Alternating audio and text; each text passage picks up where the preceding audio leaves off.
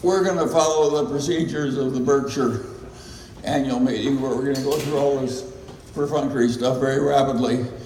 And then, because many of you come from great distances and so on, and you're not really interested in Daily Journal Company, you're cult members. Then we'll stay a long time because some of you have come a long way. I call the meeting to order. The meeting will. I'm Charlie Munger, chairman of the board, and here we have the other members of our board. Rick Guerin, raise your hands. You go. Jerry Salzman, Peter Kaufman, and Gary Wilcox. Then we have. Jerry has so many titles, you know. This is like a one-man show around here. Ellen Ireland, the Inspector of Elections. We have Ernst Miranda, Chris Crow, Michael Crookson, and Squat Milner. Squat, that's a good name.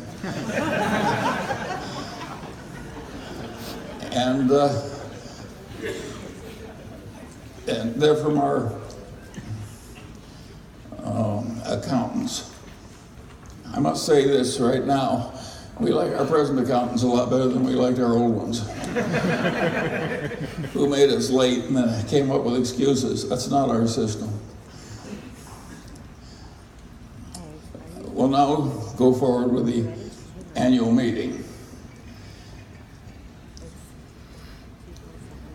Jerry Salzman, assistant, well, I won't go through all his titles. He's been appointed secretary of the meeting, and Ellen Ireland is the inspector of elections. If you haven't given your proxies, please give them to somebody. Ellen, will you please report the number of shares present and so on?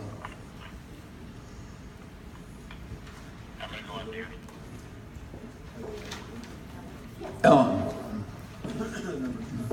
Ireland. 1,380,746. All right.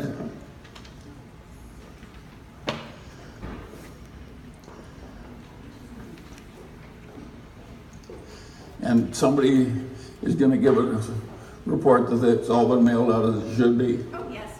All right.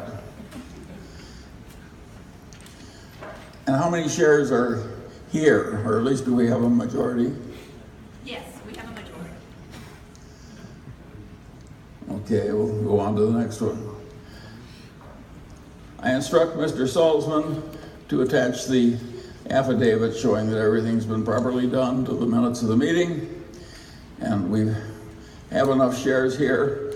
And has everybody been elected as the prosed in the proxy statement?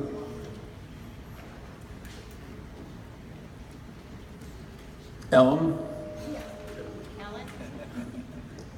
Has everybody been elected? Yes.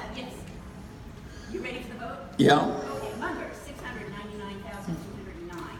Guerin, 710,564. 699,721. Kaufman, 752,086. Wilcox, 752,102.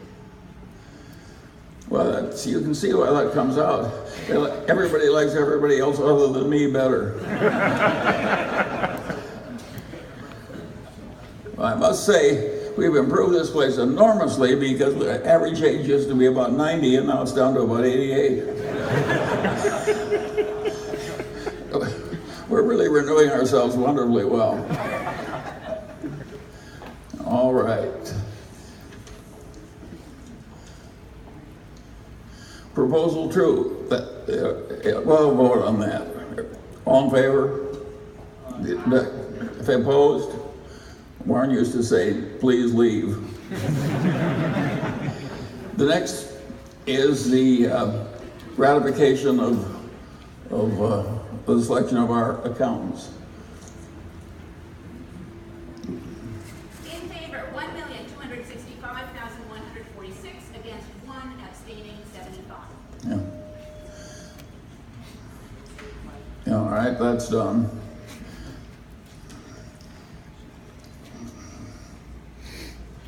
And the next item is, what's all that?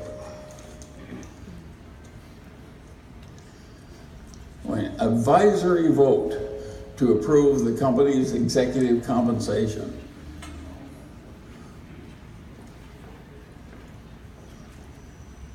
For 737,736, against 1,246, abstaining 14,226.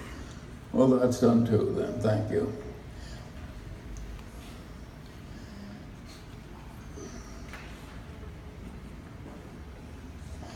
That was the advisory vote, wasn't it?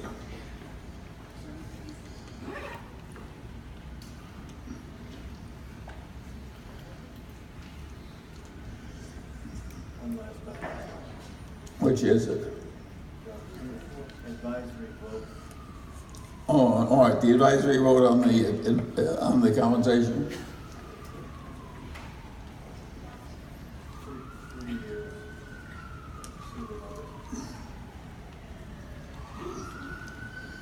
Which number is it? Number 4, all right. That's that one on executive compensation. Okay, 1 year, 1,542, 2 years, 7,392, 3 years, 397,286, abstaining 346,883. Yeah.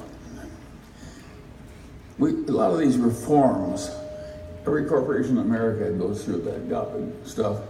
I can never see it has any effect at all. Everybody just does what they please, so they just go through these votes. All right. The inspectors of election have done that.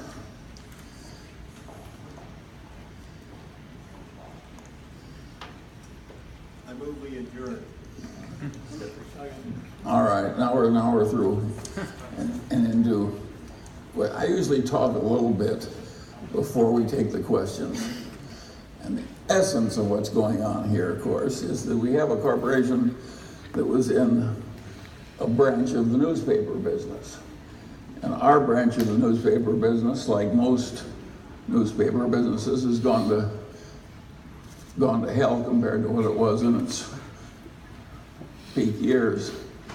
And almost every other newspaper business is going to hell with no pardon, they're just disappearing. And what we have is this computer software business where we're serving the same customers to some extent, except now they're all over the country, and even some of them outside the country. With this, we were selling software to all these courts and public agencies, whereas before we were giving information to lawyers and other people and publishing public notices. And our software business is of a type where it's a long, tough slog, but we're slogging very well, and we really love the people who are doing it for us. We've got a lot of wonderful people in our software business, the implementers and the computer programmers and the people that deal with the public agencies. And the ethos of the place is very admirable. Everybody's trying to get ahead here by doing the work right and serving the customers right and having a lot of financial wherewithal. Money is never a problem in doing what we're supposed to do. And so it's a pleasure to people like Rick Guerin and myself to watch all these young people doing this. And of course, we're very glad to be able to do it when we should be dead. And a lot of you people came into this because Berkshire was successful and Guerin was successful, and for various odd reasons of history. And most of you are accidentally in the software business, and I am too, because Garen did it when I wasn't paying much attention. I don't do this kind of venture capital stuff, and he doesn't either, but he did it here. And so if there's anything wrong with what happens in our software business, you're looking at a man who caused it all over here. I'll take credit for any successes. But if there's failure, you're looking at the man here who got us into this. And it is amazing to me, some of the things that are happening in our software business. We just are getting a contract from South Australia. Now, if anybody told me when I was young, the little Daily Journal company would be automating the courts of South Australia. I mean, I hardly know where it is. Anyway, it's amazing what's happening, and it's a fair amount of fun to watch, probably because we're doing more winning than losing. I've never been able to enjoy losses the way some people do. I would much rather win, and I really like to work with good people instead of the opposite. And we've got a lot of good employees in our software business. We've got a bunch of implementers in Utah who are really good at it, whom we really trust, and whom the customers like. And we got all these computer programmers and so forth around here. And a game of service like that, when it's complicated, what you have to do is minimize your glitches and crawl out of them very rapidly in a way where the customers trust you. And our people are good at that, and they get better and better, and they're trying to get ahead by being good at the service, not by hiring some politician as a consultant. Yeah, some of our competitors do that kind of stuff, but we're trying to slug our way up by doing the work right. When I was a lawyer, there was a saying I always used: the best business getter any lawyer ever has is the work that's already on his desk. And that's the basic ethos of our software business. If we just keep doing it right, I don't think we have to worry about the future. Not that we won't have our down drafts and our failures, but we are actually grinding ahead slowly in that software business. And it's very interesting because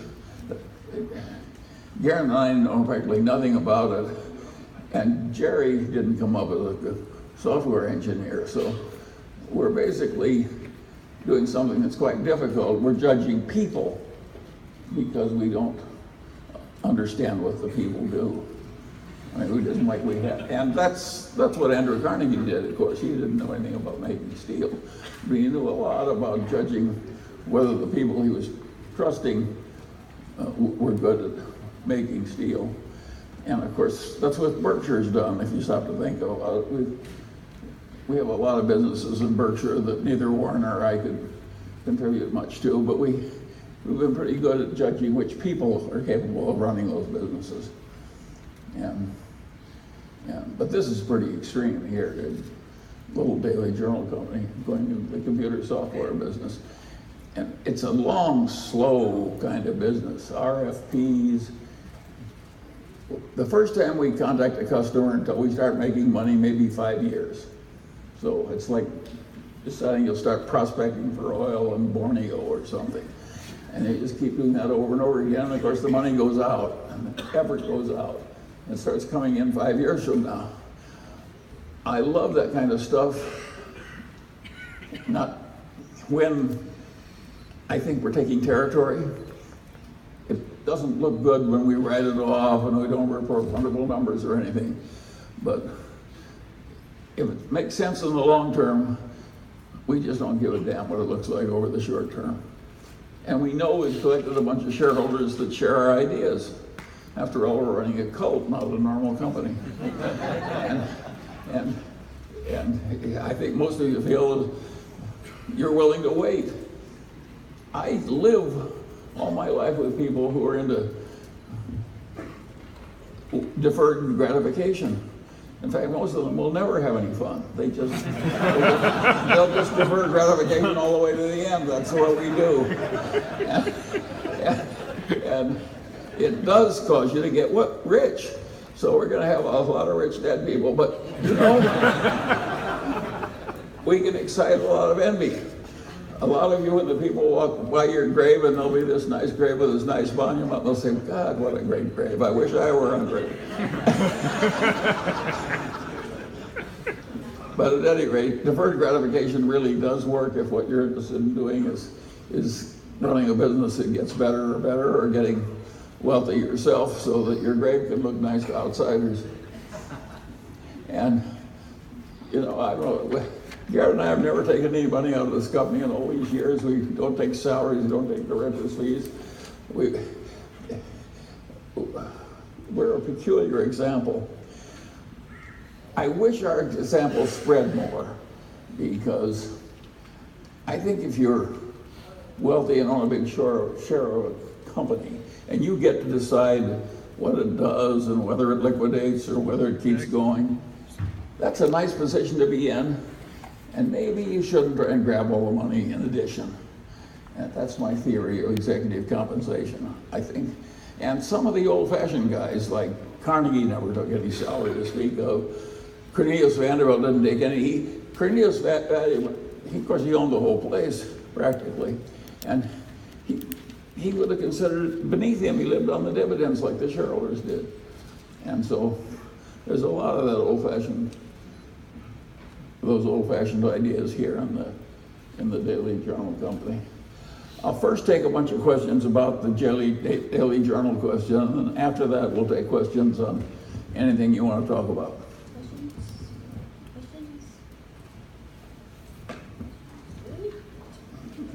I don't see it very well, so Jerry or somebody, why don't you? Hi, Brad Gillespie from Chicago. At last year's meeting, you talked about the milestone of getting the LA court system here at Journal Technologies, and I was wondering, in the last year, as it's gone by, what good milestones have happened and what bad things have happened with Jerry, you take that one. I'll answer it short. It's going fine. We have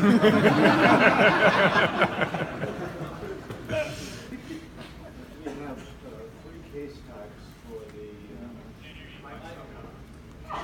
it's on. Closer to your mouth. Closer to your mouth. It's high tech. There it's on. We have 3 case types for Los Angeles, and one case type went live last April. Another case type will go live this coming July, and a third case type about 10 to 12 months later after that. We have to work with the Los Angeles schedule. After all, they have a lot of people to train, and that becomes a very important factor. Training is critical because if the end users aren't trained properly, virtually everything falls apart. And so that's the schedule. We discussed it this morning, and we meet with the court about 3 miles from here virtually every day. And we have a good team from the court, and I think they're very excited about what they're doing. And that's critical to us, that the court feels good about the system. One good thing about what we're doing is it's slow and it's agony in the delays between the first customer contact and finally getting into a decent revenue stream. But once you succeed, it's very sticky business. Very sticky business. So, and the fact that it's difficult to do means it's difficult for people to change much. And so if you go slog through all this tough territory we're slogging through,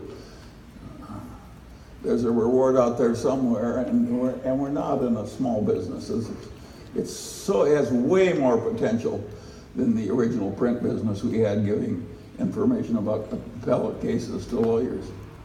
It's a big market. And the people have no option but to charge ahead. These courts and district attorneys, public defenders, all these people we're serving, they're overwhelmed without better systems and more software. And so it's a huge market. And the fact that it's so awful to grind through means that the people who want easy gratification don't come in. So if it seems slow and painful to you, we kind of like it that way.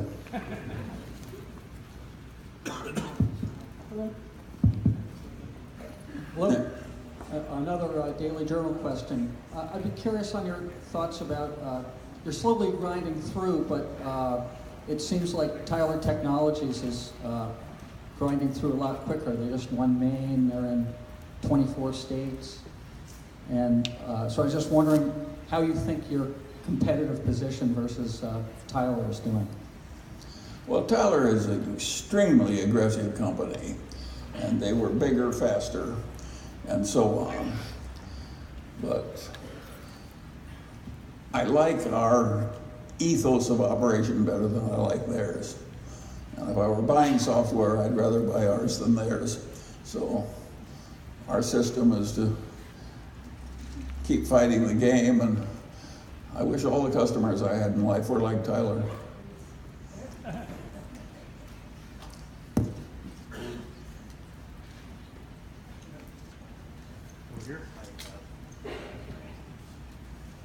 I'm Max Flower from Marina Del Rey. Thanks for your answers so far. I'm a little nervous about the rate of revenue growth going down a little bit, the expenses going up. I appreciate what you're saying about deferred gratification.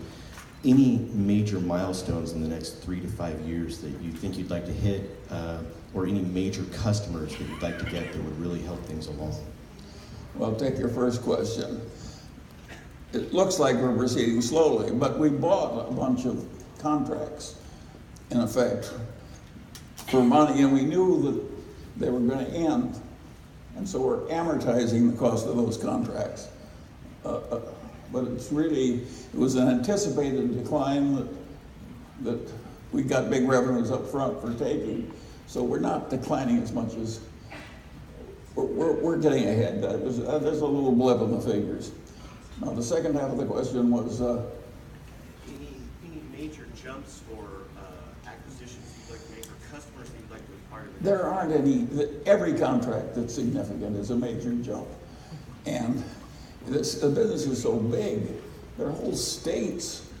I mean, this is a huge business, and everybody is just scrambling in the first parts of something that's going to grow bigger and bigger and last and last. And as long as we're doing the work right and so on, why, it's likely to work out right. Daily Journal owns a lot of Wells Fargo. Can you comment? Well, of course, Wells Fargo had a glitch. The truth of the matter is they made a business judgment that was wrong. They got so caught up in cross-selling and so forth and having tough incentive systems that they got the incentive systems so aggressive that some people reacted badly and did things they shouldn't, and then they used some misjudgment in reacting to the trouble they got in. I don't think anything's fundamentally wrong for the long pole with Wells Fargo. They made a mistake, and it was an easy mistake to make. And the smartest man I ever knew made a similar mistake. Henry Singleton was the smartest single human being I've ever known in my whole life. And Henry Singleton at Teledyne also had very aggressive incentive systems like Wells Fargo, and his customer in many of the subsidiaries was the government. And of course, it's not that hard to cheat the government. And with his very aggressive incentive systems, 2 or 3 out of 20 subsidiaries cheated the government. So all of a sudden he's got 3 scandals at once. It wasn't that Henry was trying to cheat the government, it's just that he just got a little aggressive in applying the incentives, and he got blindsided. That can happen to anybody, and I don't regard getting the incentives a little aggressive at Wells Fargo is the mistake. I think the mistake there was that when the bad news came, they didn't recognize it rightly. They made a mistake.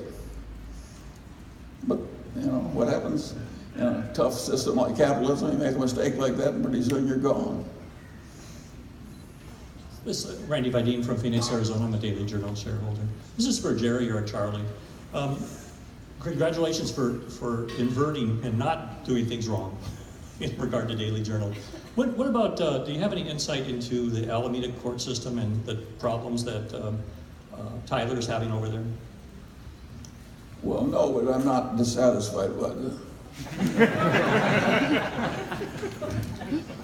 I don't think I want to criticize Tyler any more than I have.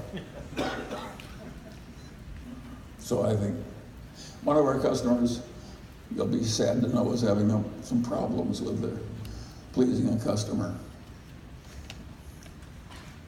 You can see the salt tears running down my cheeks. Got a quick question on your software fees in terms of the revenue line. What portion of that is recurring versus one-time fees? That is so complicated that I'm not even going to try to answer it. I will just answer in substance. There's a lot that's recurring if we stay in there.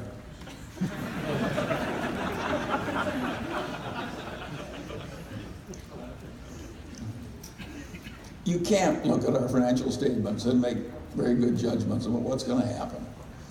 It's the nature of our game that it's confusing. It confuses us a little bit. So we're not holding back on purpose. It's a very complex, confusing system when you have all these RFPs, and it's very complicated. Any other questions about the business? So you purchased the building in Logan, which I believe is used exclusively in the Journal Technologies, but in the accounting it's under the traditional business. I'm wondering why in the segment. Jerry, I gave you that one. He says, why is Logan somehow in the traditional business? It shouldn't be. He has the theory. The Daily Journal purchased the building, and they own the building, and Journal Technologies pays rent to the parent company for that, and the amount of rent is not what we would consider material from that perspective. And because it's owned by the Daily Journal, that's how we originally classified it. No real significant reasons. All the expenses are on the Daily Journal's, or on the Journal Technologies books. That's some quirk of accounting. It doesn't really matter.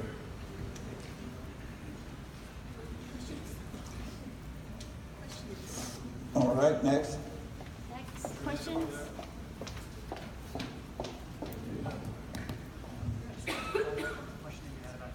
Question on incentives. You were explaining at Wells Fargo that you might have been a little too aggressive, but you don't have a problem with aggressive incentives. Can you expand on that a little? Well, how do you know they're aggressive until you try?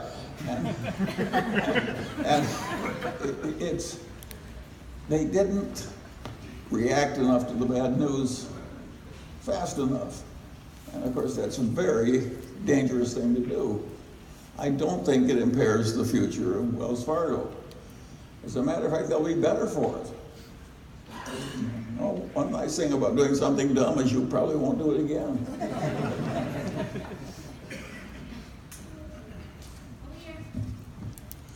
So this isn't a Daily Journal question, but my question comes from the perspective of someone early in their career who is trying to figure out which of several paths to pursue. Two thoughts that seem helpful for this purpose are, one, figuring out what work you have the possibility of becoming the best at, and two, ascertaining what kind of work would most help society. Do you think these ideas are the right ones to focus on? And if so, how would you go about answering them? Well, in terms of picking what to do, I want to report to all of you that in my whole life, I've never succeeded much in something I wasn't interested in. So I don't think you're going to succeed if what you're doing all day doesn't interest you. And you've got to find something you're interested in, because it's just too much to expect of human nature that you're going to be very good at something you deeply dislike doing. And so that's one big issue. And of course, you have to play in a game where you've got some unusual talents. You do not want to play, if you're 5'1", you don't want to play basketball against a guy that's 8'3". It's just too hard. And so you got to figure out a game where you have an advantage, and it has to be something you're deeply interested in. Now you get into the ethical side of life. Of course you want to be ethical. On the other hand, you can't be just dreaming how you think the world should be run, and that it's too dirty for you to get near it. You know, like, you can get so consumed by some kind of ideological notion, particularly in a left-wing university, that it's like you think you're handling ethics and what you're doing is not working, and watching the world go by, and maybe smoking a little pot to boot. This is not the Munger system. My hero is Maimonides, and all that philosophy, all that writing, he did after working 10 or 12 hours a day as a practicing physician all his life. He believed in the engaged life. And so I recommend the engaged life. You spend all your time thinking about, you know, some politician wants this way or that way, and you're sure you know right. You're on the wrong track. You want to do something every day where you're coping with the reality. You want to be more like Maimonides and less like Bernie Sanders.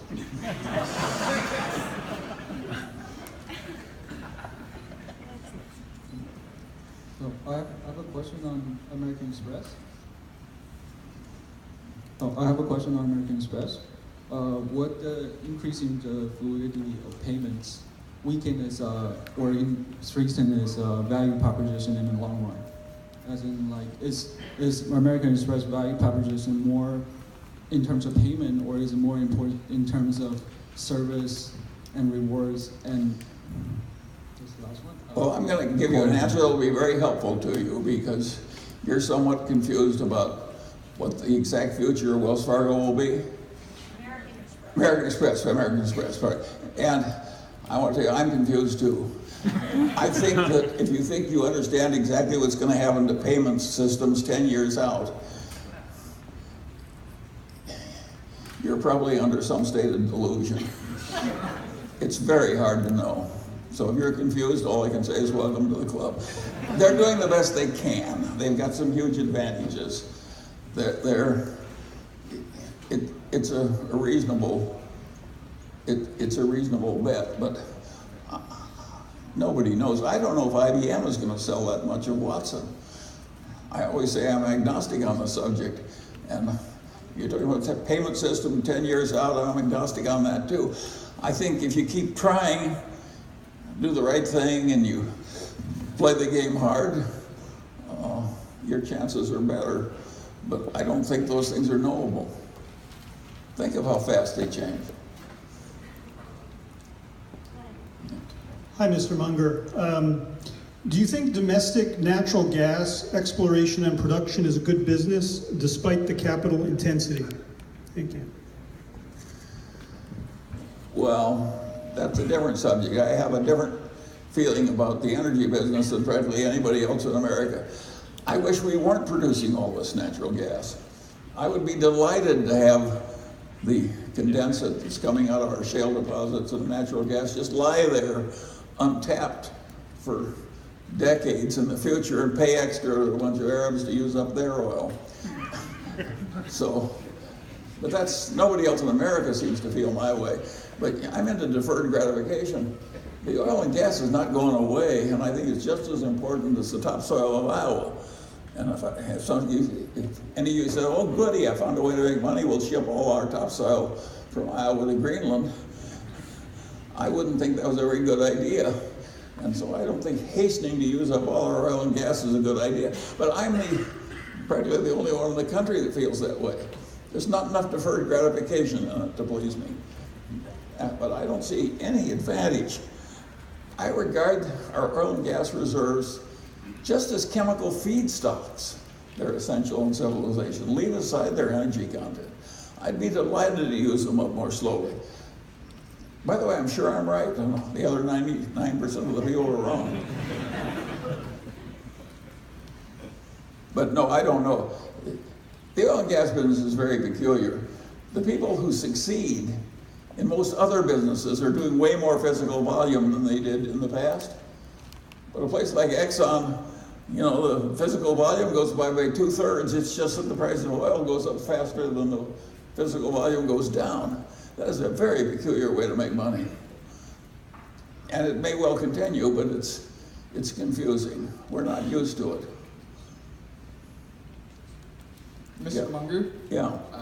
As an 18-year-old interested in many disciplines, I was wondering how you can thrive as a polymath in a world that celebrates specialization.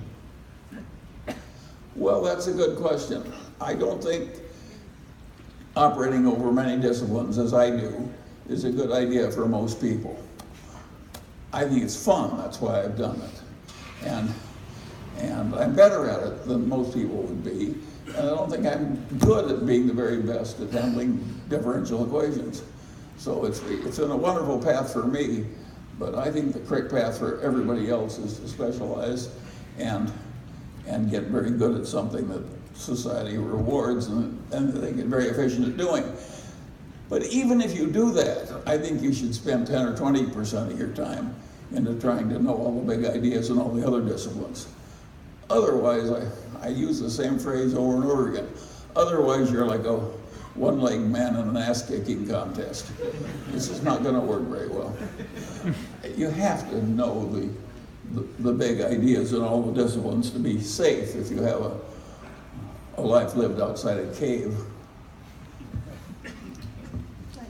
But no, I think you don't want to neglect your business as a dentist to think great thoughts about Proust.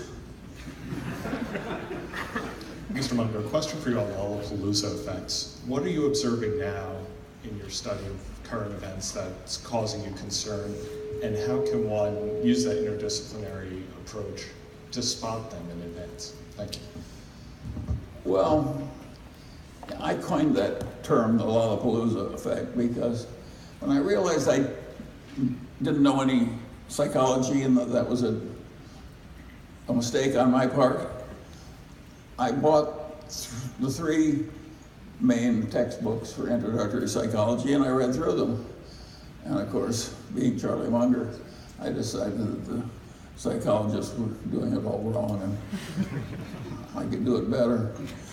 And one of the ideas I came up with, which wasn't in any of the books, was that the Lollapalooza effects came when 3 or 4 of these tendencies were operating at once in the same situation.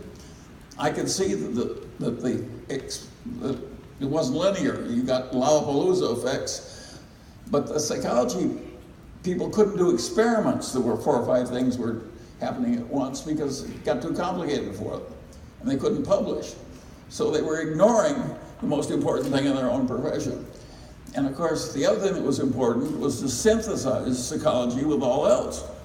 The trouble with the psychology profession is they don't know anything about all else. And you can't synthesize one thing you know with something you don't if you don't know the other thing.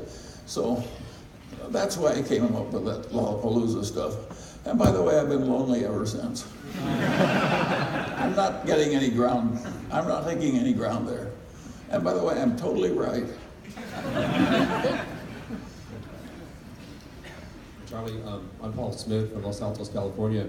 My question relates to a comment you made some years ago about Warren Buffett. I think you said that he has become a significantly better investor since he turned 65, which I found a remarkable comment. I was wondering if you could share information about that maybe we haven't heard before. I know you've commented that he's a learning machine, and we all know that the aversion to retail that came out of the Diversified episode, and and so on. Just to be interested, if is there something that's changed about his risk assessment or his horizons, or any color there would be fantastic to hear. Thank you. Well, if you're in a game and you're passionate about learning more all the time and getting better and honing your own skills a little more, et cetera, of course you do better over time.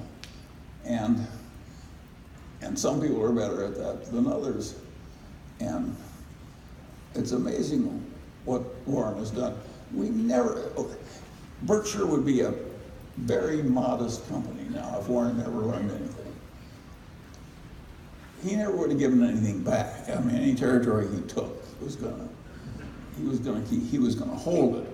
But what really happened was we went out into new fields like buying whole businesses, and we bought into things like ISCAR that Warren never would have bought when he was young. Ben Graham would never have bought ISCAR. We paid it, 5 times book or something for ISCAR. And it wasn't in the Graham play. And Warren, who learned under Graham, he learned better over time. And I've learned better. The nice thing about the game we're in is that you can keep learning. And we're still doing it. Imagine, we're in the press CNBC, for all of a sudden, airline stocks. What have we said about the airline business?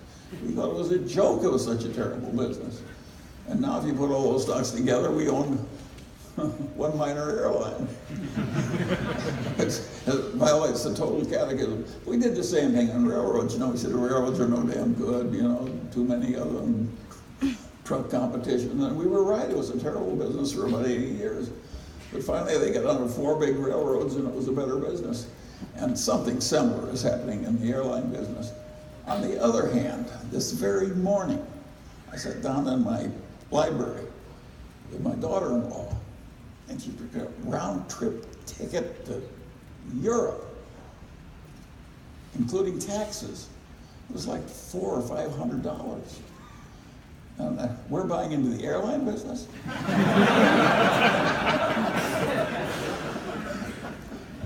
Now, it may work out to be a good idea for the same reason that our railroad business turned out to be a good idea. But there's some chance that it might not. In the old days, I frequently talk to Warren about the old days, and for years and years and years, what we did was shoot fish in a barrel. But it was so easy that we didn't want to shoot at the fish while they were moving. So we waited until they slowed down, and then we shot at them with a shotgun. And it was just that easy. And it's gotten harder and harder and harder. And now we get little edges before we had total cinches. And it isn't any less interesting. And we do not make the same returns we made when we could run around and pick this low-hanging fruit off trees that offered a lot of it. So now we go into things. We bought the Exxon position. You know why Warren bought Exxon? As a cash substitute. He would never have done that in the old days. We had a lot of cash and we thought Exxon was better than cash over the short term. That's a different kind of thinking from the way Warren came up. He's changed. And I think he's changed when he buys airlines, and he's changed when he buys Apple. Think of the hooting we've done over the years about high tech. We just don't understand it. It's not our competency. The worst business in the world is airlines. And what do we appear in the press with? Apple and a bunch of airlines. I don't think we've gone crazy. I think the answer is we're adapting reasonably to a business that's gotten very much more difficult. And I don't think we have a cinch in either of those positions. I think we have the odds a little bit in our favor. And if that's the best advantage we can get, we'll just have to live on the advantage we can get. I used to say you have to marry the best person that will have you. And I'm afraid that's a rule of life, and you have to get by in life with the best advantage you can get. And things have gotten so difficult in the investment world that we have to be satisfied with the type of advantage that we didn't used to get. On the other hand, the thing that caused it to be so difficult was we got so enormously rich. And that's not a bad trade-off. Mr. Munger, at last year's meeting you said Donald Trump was not morally qualified to be president, and now that he is president, do you still agree with that, or do you think he's qualified in any capacity? Well, I've gotten more mellow.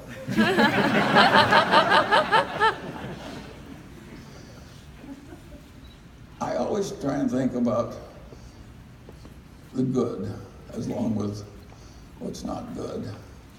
And I think some of this stuff where they're re-examining options about the whole tax system of the country, I think that's a very constructive thing. And when Donald Trump says he wouldn't touch Social Security, when a lot of highfalutin Republicans have all kinds of schemes for rising Social Security, I'm with Donald Trump. If I were running the world, I'd have his exact attitude about Social Security. I wouldn't touch it. So he's not wrong on everything, and just because he isn't like us, roll with it. There's a little danger. What the hell? You're not going to live forever anyway.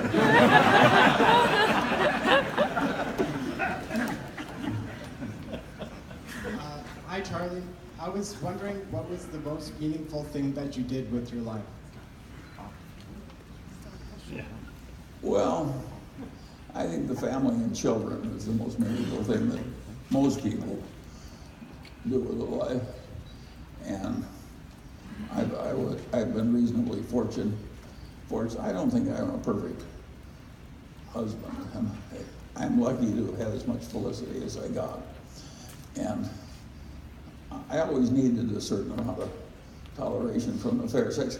I started wrong, and I never completely fixed myself. I should tell this group about, you come here as a cult to talk to a cult leader. I want to take you back in history. You'll see what an inferior person you were. You're now trusting. When I was a freshman in Omaha Central High,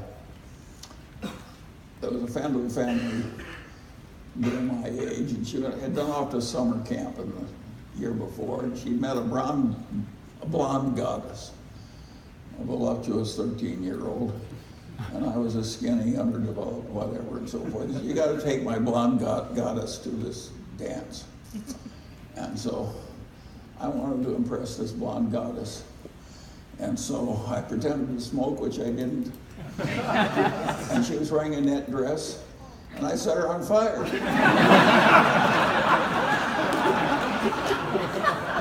But I was quick-witted, and I threw Coca-Cola all over her. And due time, the fire was out, and that's the last I saw of the blonde goddess. And then I said, well, I got to make more time with the girls. And I wanted to get a letter in Omaha Central High. Of course, I was no good at any sport. So I went down to the rifle range and learned they gave letters in rifle shooting. And I was so skinny that I could shoot 100 every time in the sitting position by sitting cross-legged and putting one elbow on each foot. Try it, you'll break your neck. But I could shoot 100 every time, so I was a good rifle shooter. They gave me a letter. But I was so skinny and short and underdeveloped that it went from one armpit to the other. And I walked down the hallway trying to impress the girls, and they would turn their head. But what they said was, how did a little skinny, unattractive little run like that get a letter? And then I had another experience. There was a girl who had a name I still remember, Zibby Brewington. She was a senior, and a very popular senior. And I was a nerd sophomore, and somehow she agreed to go with me to a party in one of the outbuildings of the Omaha Country Club. Perhaps because she liked one of my friends who was a big strapping fellow. And so I took Zibby for this party, in my 1934 Ford, and it sleeted and got rainy and so forth. I managed to stick the Ford in the mud, and I couldn't get out of it. Zibby and I had to walk for several miles through sleet and mud. That was the last I ever saw Zibby burn. And then my car stayed in the mud, and I neglected to put in an antifreeze, and the temperature went way down suddenly, and the block broke. And of course, it was too expensive to fix the car. I lost my car, and my father wouldn't buy a new one because he said, "Why should I buy a new car for a guy who's dumb enough not to put antifreeze in?" And this is the person you're coming for miles to see. And so I didn't get a new car. And my life was just one long litany of mistakes and failure. And it went on and on and on. And politics, I ran to be the president of the DSIC in grade school, the Dundee School Improvement Association. I had the most popular boy in the school as my campaign manager. I came in second by miles. I was a total failure in politics. There's hardly anything I succeeded at. Now, I tell you all this because I know a nerd when I see one, and there are a lot of nerds here. People tell stories like mine, and I want you to feel it's not hopeless. Just keep trying. Hello, Mr. Munger. Oh, yeah. Garen wants me to repeat the story of Max Planck. And according to this story, Max Planck, when he won the Nobel Prize, was invited to run around Germany giving lectures. And a chauffeur drove him. And after he'd given the lecture about 20 times, the chauffeur had memorized it. And he said, "You know," says, "Professor Planck, it's so boring. Why don't you just sit in the audience and I, the chauffeur, will give your talk." And so the chauffeur got up and gave Max Planck's talk on physics, and some professor stood up and asked some terrible question. And the chauffeur said, "Well," he says, "I'm surprised that in an advanced city like Munich, people are asking elementary questions like that." He says, "I'm going to ask my chauffeur to answer that one."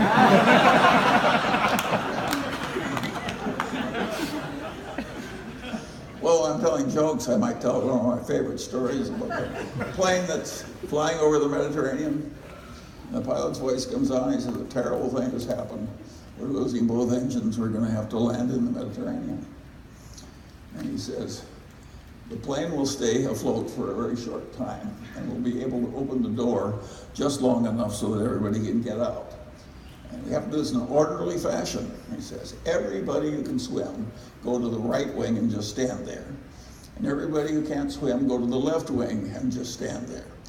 And he says, "Those of you on the right wing, you'll find a little island in the direction of the sun. It's 2 miles off, and as the plane goes under, just swim over to the island, you'll be fine.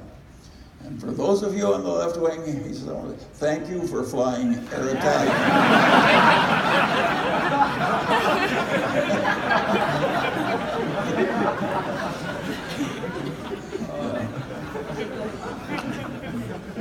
Hello, Mr. Munger. William Andresian, student at USC. Wonderful stories. With regard to the proliferation of index funds, do you think that there may be issues of liquidity anytime we go through another large crisis? And then, do you think that that will create large discrepancies between the price of the index fund and the values of the securities underneath? Well, the index funds of the S&P is like 75% of the market. So I don't think the exact problem you're talking about is going to be a big problem if you're talking about the S&P index. But is there a point where index funds theoretically can't work a course? If everybody bought nothing but index funds, so the whole world wouldn't work as people expect.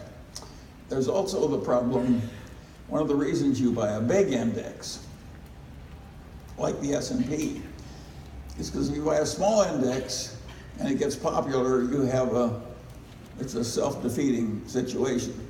when the Nifty 50 were the rage, JP Morgan talked everybody into buying just 50 stocks.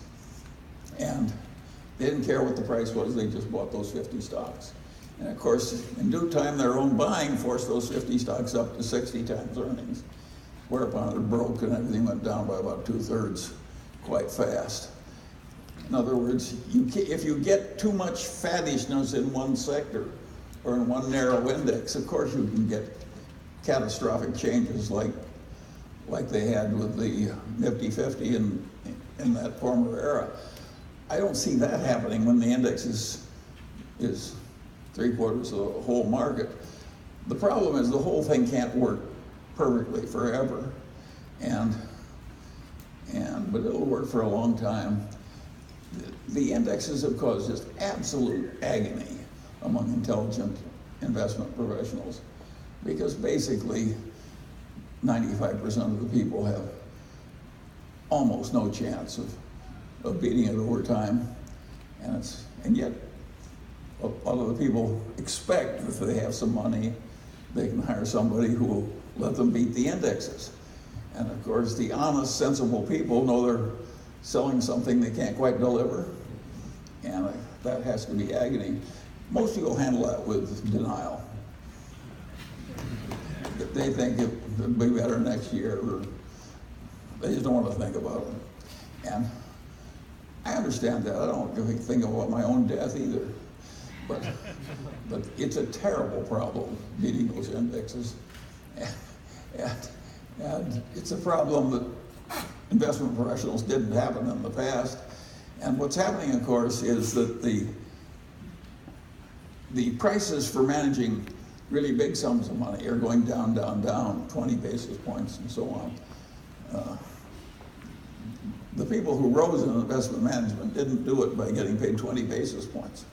But that's where we're going, I think, in terms of people who manage big portfolios of say, American equities in the equivalent of the S&P. So it's a huge, huge problem. And it makes your generation of money managers have way more difficulties than, and it causes a lot of worry and fretfulness. And I think the people who are worried and fretful are absolutely right. I would hate to manage $1 trillion in the big stocks and try and beat the indexes. I don't think I could do it. In fact, if you look at Berkshire, take out 100 decisions, which is like 2 a year. The success of Berkshire came from 2 decisions a year over 50 years. We're hardly great. We may have beaten the indexes, but we didn't do it by having big portfolios of securities and having subdivisions managing the drugs and subdivisions. And so, no, the indexes are a hell of a problem for you people. But you know, why shouldn't life be hard? It's what had to happen, what's happened now. If you take these people doing some of those early trading by computer algorithms that worked, then somebody else would come into the same thing with the same algorithm and play the same game, and of course the returns went down. Well, that's what's happening in the whole field, is the returns you're really going to get are being pushed down by the progress of the suns. Thank you, Mr. Munger. My name is Nick Henderson. I'm from Oakland, California. I have 2 questions for you. My first question is, what books or experience were the most formative to you in your early career? And the second question is, where and how do you tell your most ambitious grandchildren to look for business opportunities? To look for what? Business opportunities. I didn't get the last word. Business opportunities. Well, I don't spend any time telling my grandchildren what business opportunities to look for. You know, I don't have that much hope. I'm going to have trouble getting my grandchildren to work at all. Anyway, I don't think there is an easy way to handle the problem of doing better and better with finances. Obviously, if you're glued together and honorable and get up every morning and keep doing it and keep learning every day, and you are willing to go in for a lot of deferred gratification all your life, you're going to succeed. It may not be as much as you want, but you're going to succeed. And so the main thing is to just keep in there and be glued together and get rid of your stupidities as fast as you can, and avoid the bad people as much as you can, and you'll do reasonably well. But try teaching that to your grandchildren. I think the only way you got a chance is sort of by example. So if you want to improve your grandchildren, the best way is to fix yourself. Oh, books. You cultists send me so many books that I can scarcely walk into my own library. And so I'm reading so many now, because I never throw one away, I at least skim. And so I've gotten sort of like a kaleidoscope with the books. I just read this new book by Thorpe, the guy who beat the dealer in Las Vegas. And then he did computer algorithm trading. And I really liked the book. For one thing, the guy had a very good marriage, and he seemed grateful for it, and it was touching. For another, he's a very smart man. He was a mathematician using a high IQ to A, beat the dealer in Las Vegas and so forth, and then B, use these computer algorithms to do this massive trading. And I found it very interesting, and since some of you people are nerds, and maybe like a buried love story, I recommend Thorpe's new book. It's an interesting thing to do, to beat the dealer in Las Vegas. You know, they were wearing disguises and so on. And Peter Kaufman told me a story about somebody he knows. Did the same thing as Thorpe did, except he did it more extreme. He wore disguises and so forth. He won $4 million, I think, in the casinos. You know, and that was hard to do because the casinos don't like playing against people who might win. And then maybe it was 40 million, whatever it was. Then he went to the stock market, where he made $4 billion. Again, clever algorithms, and you know, these people are mathematically gifted, and they sifted. So it's still going on, and I don't think many of you are going to do it. There can't be many people who are mathematically gifted enough and manipulate statistics and everything else so well that they find little algorithms that will make them $4 billion. But there are a few, and so some of them started just like Thorpe. So Thorpe's book is interesting, and I recommend it to you. Hello, Mr. Munger. My name is Mithun. I am a student at the University of Pennsylvania in Philadelphia. Thank you for being such a great teacher. You have expressed your appreciation for the idea of filial piety, the Confucian idea. In this generation, how can we fulfill our filial duties? I didn't quite catch. How can we, so in my generation, I at least will be staying far away from my parents. So how can I fulfill my filial duties the best way as you see it? Filial?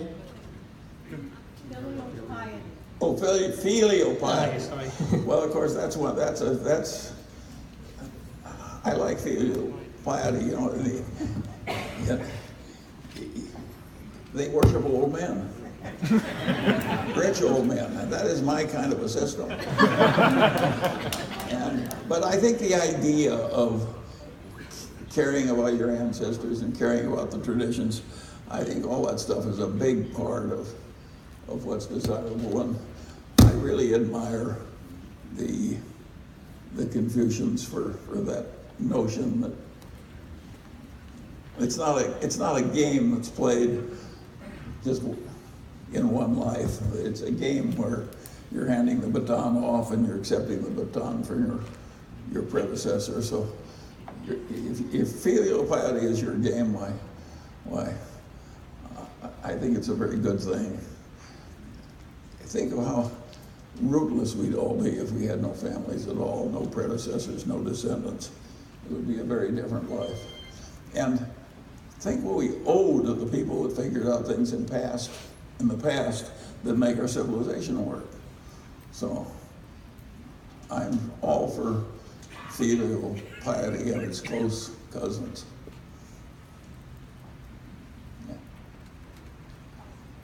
Good morning, Mr. Munger. Jesse Coltis from New York. You said that any year in which you don't destroy one of your best loved ideas is a wasted year. It's well known that you helped coax Warren towards quality, which was a difficult transition for him. I was wondering if you could speak to the hardest idea that you've ever destroyed. Well, I've done so many dumb things that I'm very busy destroying bad ideas because I keep having them. And so it's hard for me to just single out one from such a multitude. But I actually like it when I destroy a bad idea because I think I'm on the right. I think it's my duty to destroy old ideas. I know so many people whose main problem of life is that the old ideas displace the entry of new ideas that are better. That is the absolute standard outcome in life. There's an old German folk saying that describes it. He says, we're too soon old and we're too late smart. That's everybody's problem. And the reason we're too late smart is the stupid ideas we already have, we can't get rid of. Now, it's a good thing that we have that problem. In marriage, that may be good for the stability of marriage, that we stick with our old ideas. But in most fields, you want to get rid of your old ideas. And it's a good habit. And it gives you a big advantage in the competitive game of life since other people are so very bad at it. What happens is, as you spout ideas out, what you're doing is you're pounding them in. And so you get these ideas and then you start agitating and saying them and so forth. And of course, the person you're really convincing is you who already have the ideas. You're just pounding them in harder and harder. One of the reasons I don't spend much time telling the world what I think about how the Federal Reserve System should behave and so forth is I know that I'm just pounding the ideas into my own head when I think I'm telling other people how to run things. So I think you have to have mental habits that I don't like it when the young people get violently convinced on every damn cause or something. I think they know everything. Some 17-year-old wants to tell the whole world what should be done about abortion or foreign policy in the Middle East or something. All he's doing when he or she spouts about what he deeply believes is pounding the ideas he already has in, which is a very dumb idea when you're just starting and have a lot to learn. So it's very important, that habit of getting rid of the dumb ideas. And one of the things I do is pat myself on the back every time I get rid of a dumb idea. And you can say, well, can you really reinforce your own good behavior? Yeah, you can. If other people won't praise you, you can praise yourself. I have a big system of patting myself on the back. Every time I get rid of a much beloved idea, I pat myself on the back, sometimes several times. And I recommend this same mental habit to all of you. The price we pay for being able to accept a new idea is just awesomely large. Indeed, a lot of people die because they can get a new idea through their head. Hello, Charlie. My name is Donovan Schaefer. I'm over here to your right. In the pink. All right. I used to work as a petroleum engineer, and from my experience of that, and I was kind of in it through a lot of the whole shale stuff that's happened, and my perception is that as an industry itself, it just continuously has gotten more and more complex and more technical, and that as the economy in general expands and you have more division of labor and specialization, it seems to me that it'll be very hard, like it could be a challenge for investors unless there is some more specialization or something. I guess my question is, as it gets more, do you think that capital allocators are going to need to become more specialized going forward? Well, you petroleum people, of course, have to get more specialized because the oil is harder to get and you have to learn new tricks to get it. And so you're totally right. Generally, specialization is the way to go for most people. It's just I'm an example of something different. And it's awkward for me because, but I don't think, I don't want to encourage people to try to do it the way I did because I don't think it'll work for most people. I think the basic ideas of being rational and disciplined and deferring gratification, those will work. But if you want to get rich the way I did, by learning a little bit about a hell of a lot, I don't recommend it to others. Now I've got a story there that I tell. A young man comes to see Mozart. He says, I want to compose symphonies. And Mozart says, you're too young to compose symphonies. And he says, he's 20 years old. He says, but you were composing symphonies, you were 10 years old. And Mozart says, yeah. He says, but I wasn't running around asking other people how to do it. And I think there's some of that in it. I don't think I'm a good example to the young. I don't want to encourage people to follow my particular path. I like all the general precepts, but I would not, if you're a proctologist, and I want a proctologist, I do not want a proctologist that knows Schopenhauer or astrophysics. You know, I want a man who's specialized. And that's where the market is. You should never forget that. On the other hand, I don't think there's much of a life if all you did was proctology.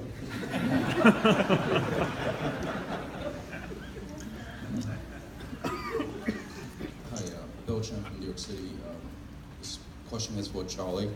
Warren and you are known for saying that if you work with a small sum of capital, namely I think being $10 million, Warren had probably said that he could guarantee that he compound that at 50% a year. So my question is, can you provide some examples? And I would kindly ask you to provide as many examples as possible and be as specific as possible. Thank you. Well, and then I hear somebody that really wants to get rich at a rapid rate with specifics. That is not what we try and do here. We want to leave some mystery so that you can amuse yourself finding your own way. You know, the good ideas that I have had in my life are quite few. But the lesson I can give you is a few is all you need, and don't be disappointed. And when you find the few, of course, you've got to act aggressively. That's the Munger system. And I learned that indirectly from a man I never met, which was my mother's maternal grandfather. He was a pioneer, and he came out to Iowa and fought in the Black Hawk Wars and so on. And eventually, after enormous hardship, he was the richest man in town, and he owned the bank and so on. And as he sat there in his old age, my mother knew him because she'd go to Algona, Iowa, where he lived and had the big house in the middle of the town, iron fence, capacious lawns, big barns. And what Grandpa Ingham used to tell her is, there's just a few opportunities you get in a whole lot. This guy took over Iowa when the land was, the black topsoil of Iowa was cheap. But he didn't get that many opportunities. It was just a few that enabled him to become prosperous. He bought a few farms every time there was a panic, you know, and he leased them to thrifty Germans. He couldn't lose money leasing a farm to a German in Iowa. But he only did a few things. And I'm afraid you're not going to find a million wonderful ideas. these people, the computer algorithms do it, but they have a computer that's sifting the whole world. It's like placer mining. And of course, every niche they're in, if somebody else comes in, the niche starts leaching away. And I don't think it's that honorable way to make a living, by the way. I would rather make my money in some other way than outsmarting the trading system, so I have a little computer algorithm that just leeches a little out of everybody's trade. I always say that those people have all the social utility of a bunch of rats in a granary. It's not that great a way to make money. I would say that if you make your money that way, you should be very charitable with it, because you've got a lot to atone for. and so I don't think it's an ambition we should encourage. And the rest of us who aren't just leeching a little off the top because we're great at computer science, and that's what this room is full of. And if you're not finding it harder now, you don't understand it. That's my lesson. Yeah. No. Hi, Mr. Munger. My name is Camden Sher, and I would like to know what's your favorite industry and why's your favorite industry? I didn't quite follow that. I would like to know what's your favorite industry and why it's your favorite industry. My favorite industry? Well, my favorite industry is taking care of my own affairs. and it's fun, it's creative, and it's the job that life has given me, and I think you should do the job well that life gives you.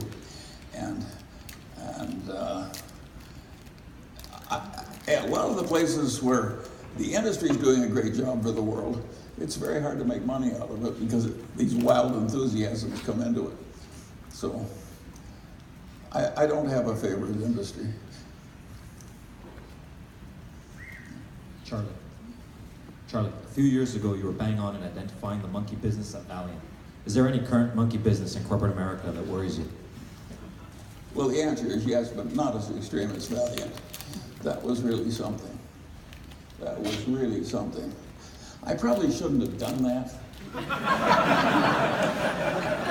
But you people come so far, and since you're cult members, you like being here, and I feel an obligation to tell you something sort of interesting, and I just strayed into Valiant that year. And it was really pretty disgusting. The interesting thing is how many high-grade people that took in. It really, and it was too good to be true. It was a lot wrong with Valiant. And it was so aggressive. And it was drugs people needed. And it was just, take the difference between Valiant and the Daily Journal company. And the foreclosure boom came, we had 80% of the foreclosure business in our area. Well, it's a big area, Southern California, and Northern California too. It would have been very easy for us to raise the prices and make, I don't know, 15 million more or something like that. All these people were losing their houses. A lot of them perfectly decent people. The idea that right in the middle of that we'd just make all the money we could, which some of our competitors did, by the way, we just didn't do it. I don't think capitalism requires that you make all the money that you can. I think there are times when you should be satisfied with less based on just ideas of decency. And at Valiant, they just looked at it a game like chess. They didn't think about any human consequence. They didn't think about anything but getting what they wanted, which was money and glory. And they just stepped way over the line. And of course, in the end, they were cheating. But I don't have a new one. I don't have a business. I got a lot of publicity out of that Valiant thing. I'm not looking for. I don't want this room to have twice as many people next year. And I don't want me not to be here either.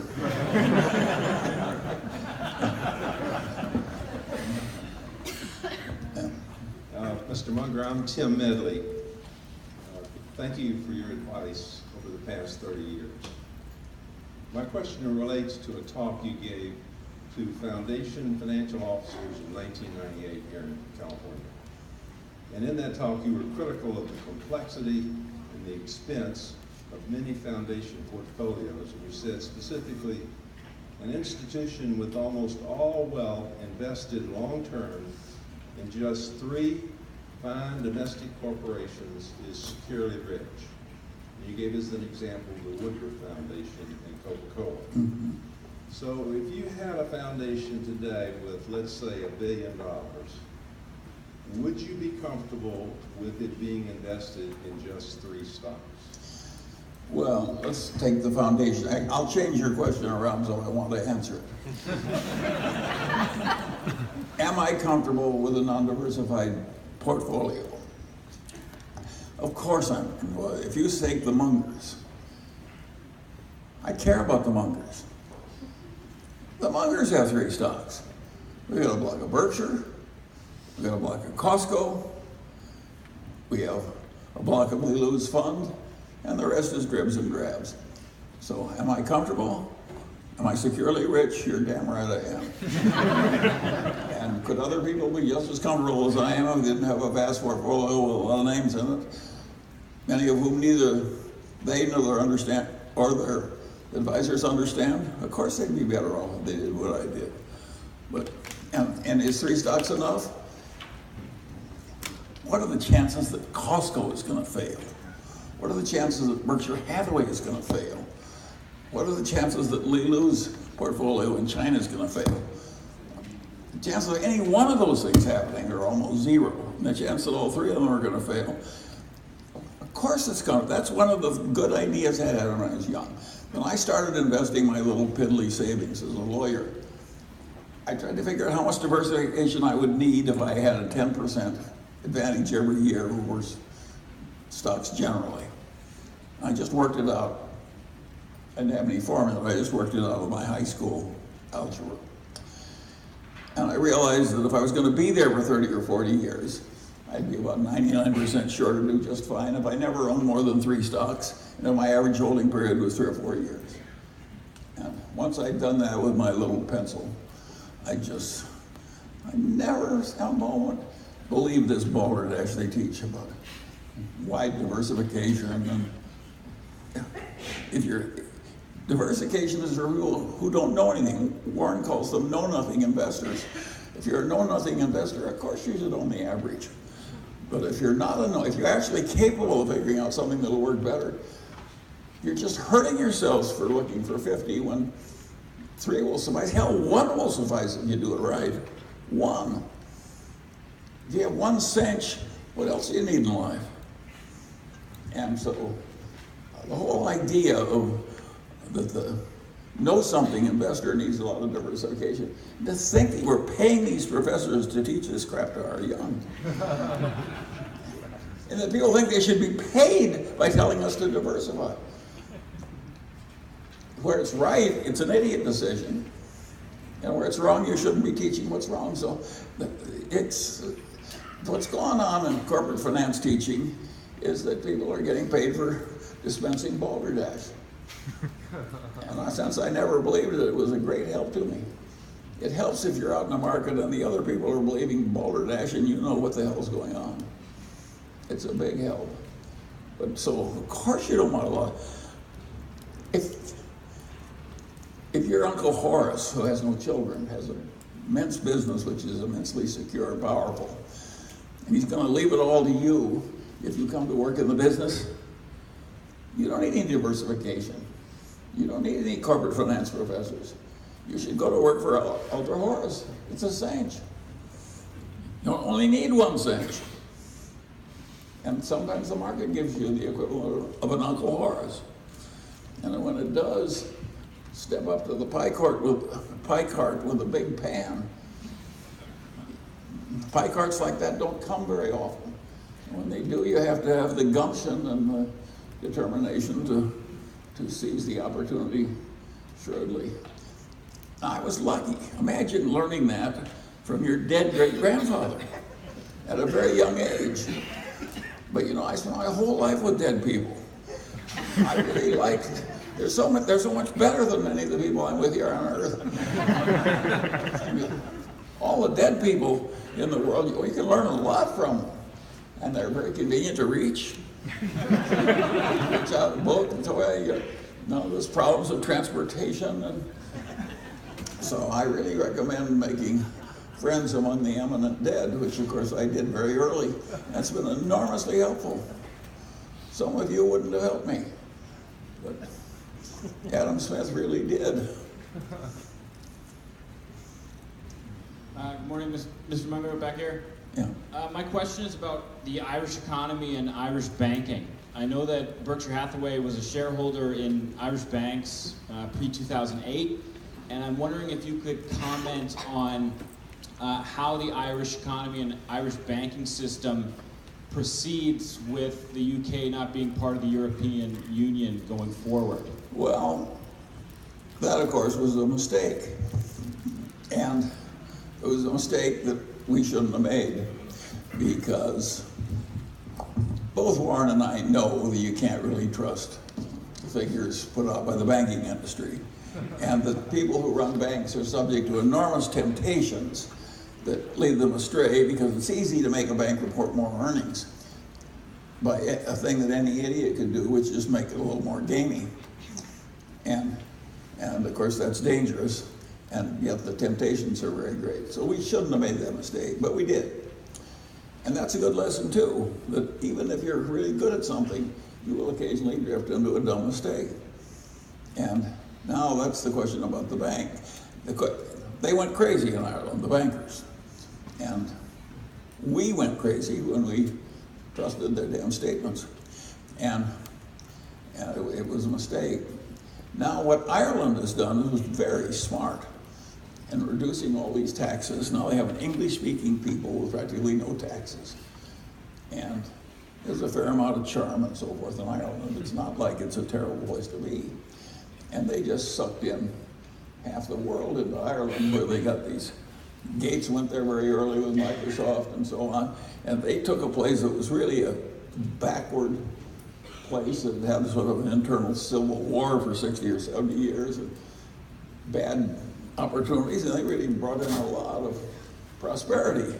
And they did that by this competitive lowering of taxes and so on. So it worked for Ireland. So I think Ireland deserves a lot of credit for the way they advanced their country. And of course,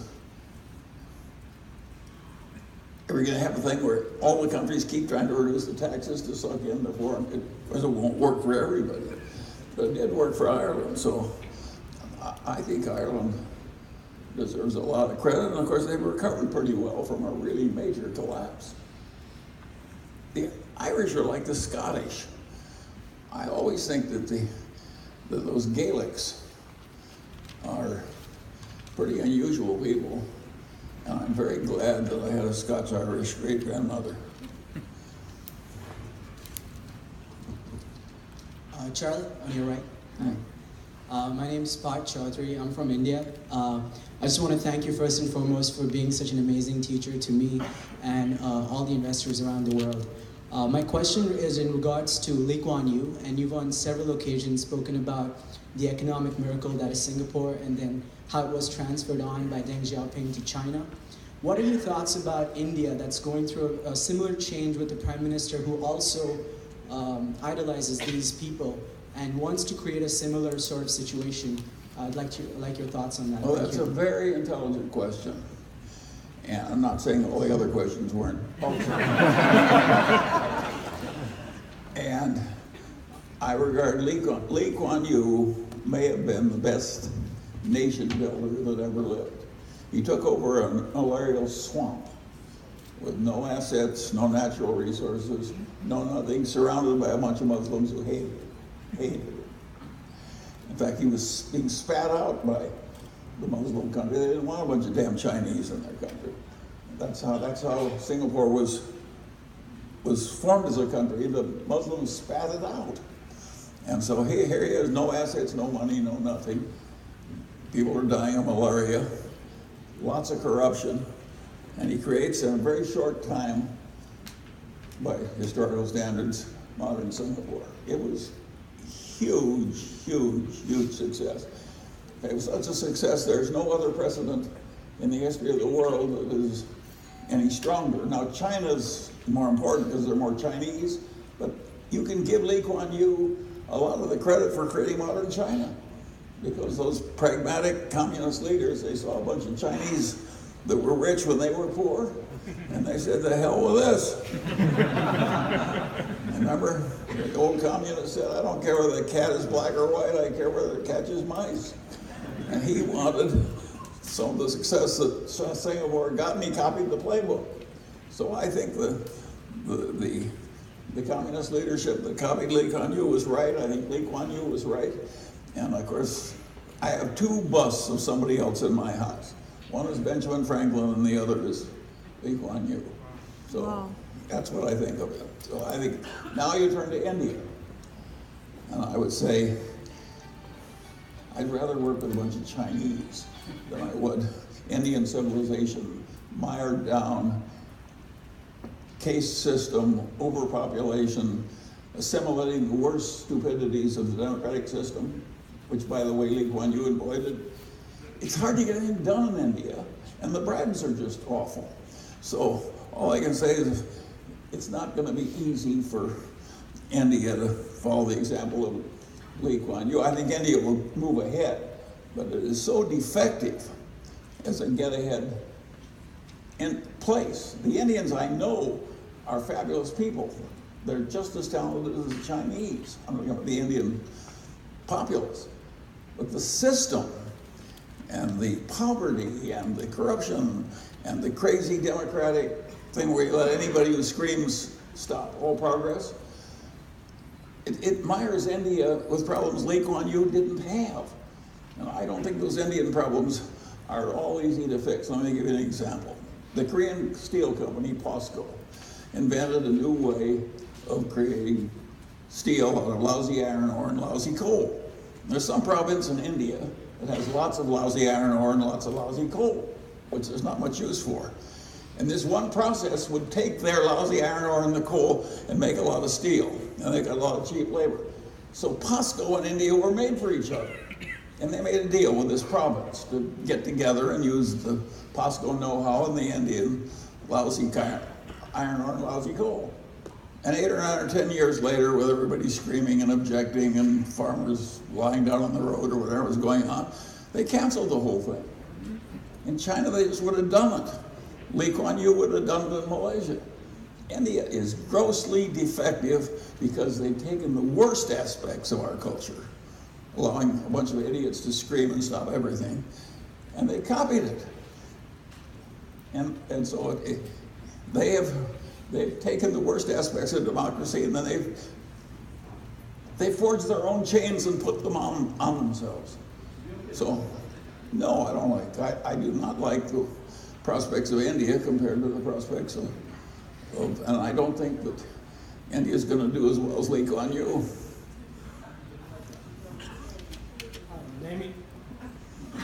Hi, my name is Dom, and I'd like to ask a question about the four-letter loss.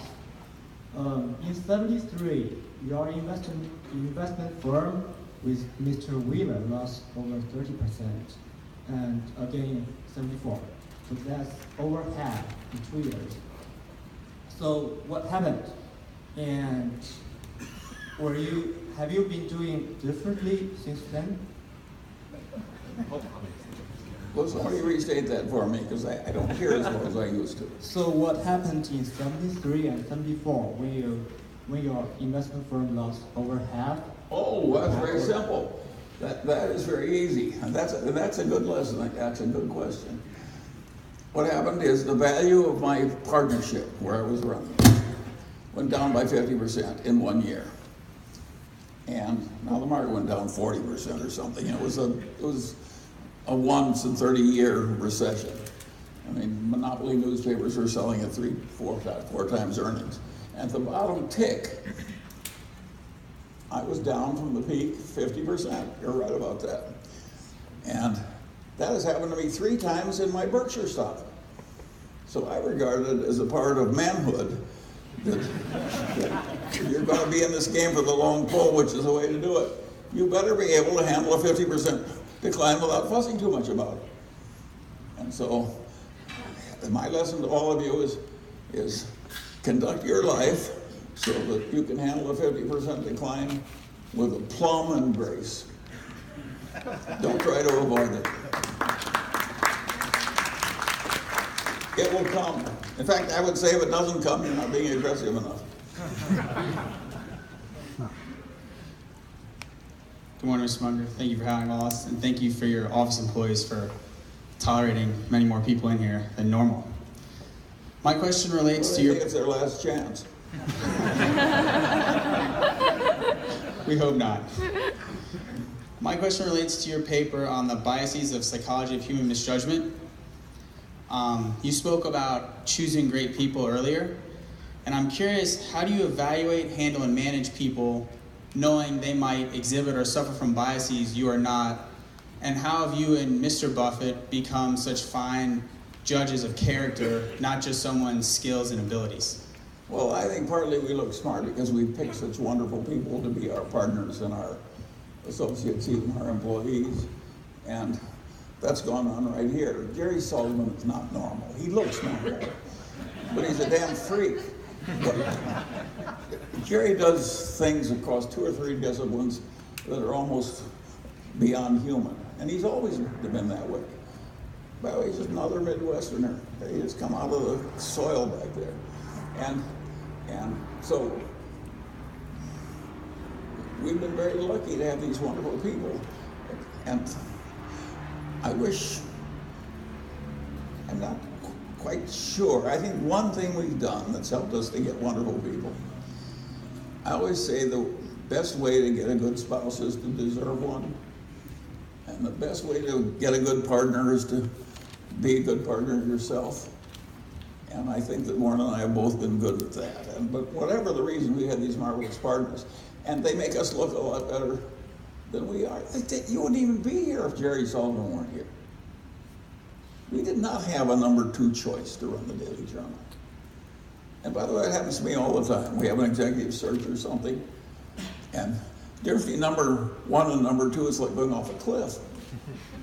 And we need 1, but there aren't 3 good ones to pick, where they're all good and one's a little better. Every executive search I have, it seems to me there's one guy that's fine and everybody else is a pygmy. And I think that's kind of a way of, I think the good people are hard to find. And people like Warren and I have had wonderful people to work with all our lives and time after time. That's one of the reasons Warren says he tap dances too. Or you tap too if you interface with the people Warren faces with all day. They're wonderful people. And they win all the time instead of losing. Who doesn't like winning in good company? So if you can duplicate that, well, you've got a great future. I think we were a little lucky. And I don't know, I can't give you any luck.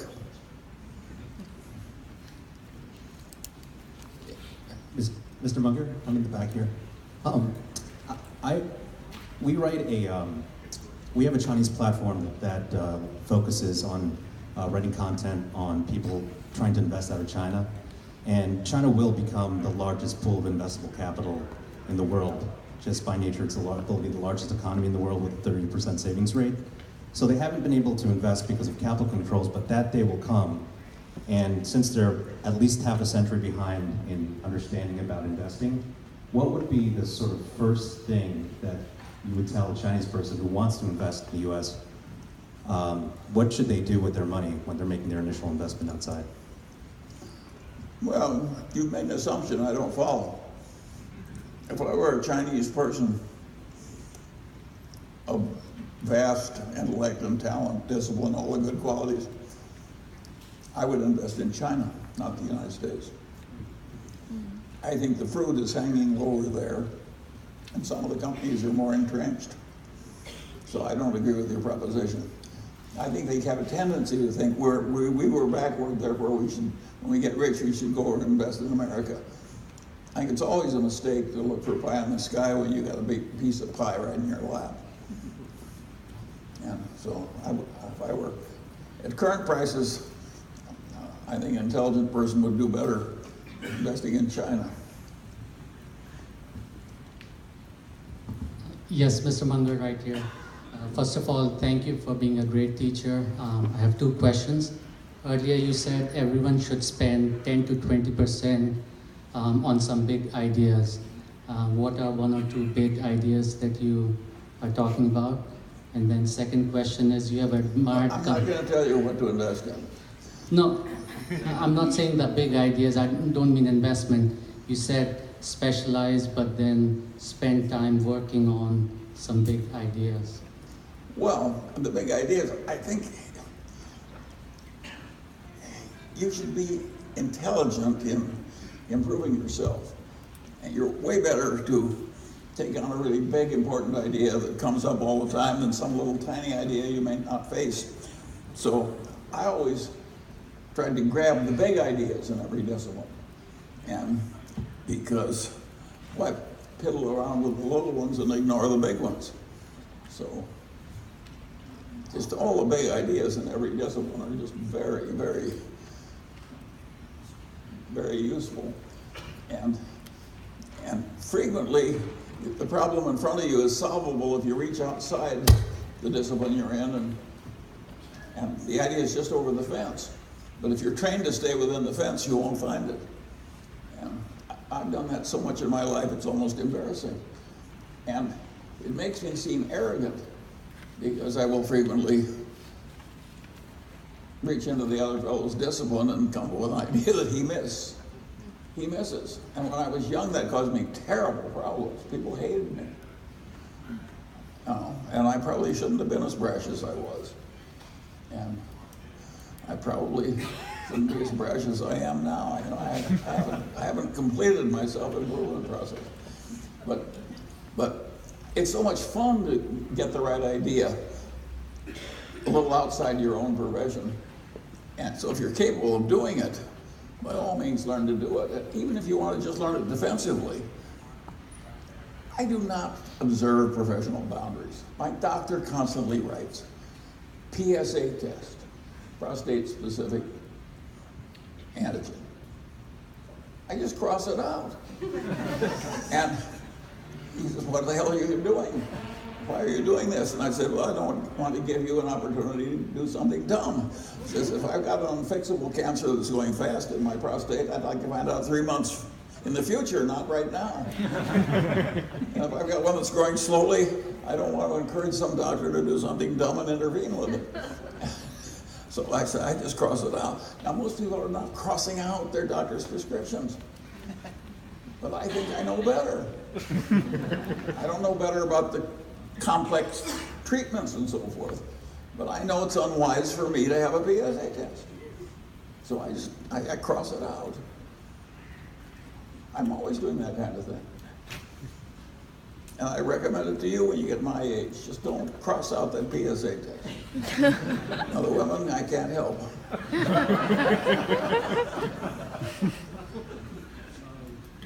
Thank you for sharing your time with us.